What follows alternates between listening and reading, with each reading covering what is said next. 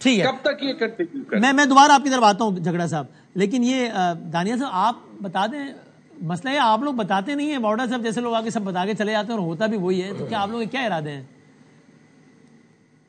Badami Sahib thank you for having on the شو.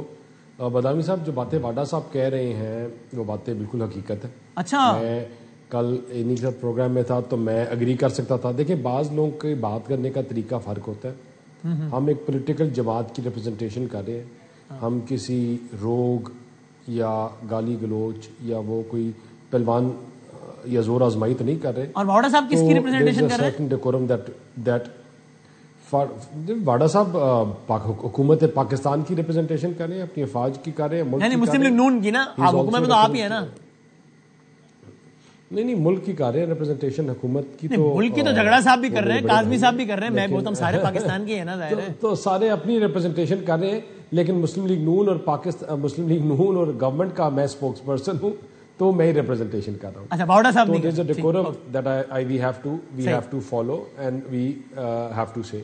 جہاں تک ملاقات کی بات تھی, میں بالکل اس چیز میں مجھے کوئی دوسری رائے نہیں ہے کہ آپ کا قانون اور آئین اور جیل مینیول بڑا کلیئر ہے کہ اگر پولیٹیکل انسٹیگیشن کی جائے گی, اگر آپ وہاں سے بیٹھ کر تحریکیں چلائیں گے ملک کے خلاف, اگر آپ بیٹھ کر چلائیں گے جلاؤ گھیراؤ کی تحریکیں, اپنے آپ جو ہیڈ آف فورسز ہیں ان کو غدار کہیں گے, آپ ان کے خلاف بری زبانیں استعمال کریں گے, تو آپ کو you think you will be allowed to do that? تو اس میں ایک بڑا کلیئر جواب ہے no, not at any cost. ہاں اب میں یہ کہہ سکتا ہوں کہ دانیال کل سے ایسی تیسی میں نہیں ملنے دوں گا. That's not possible for me to say. That is possible for people like Wauda صاحب to say. وہ کہتے ہیں اور وہ ہوتا بھی ہے.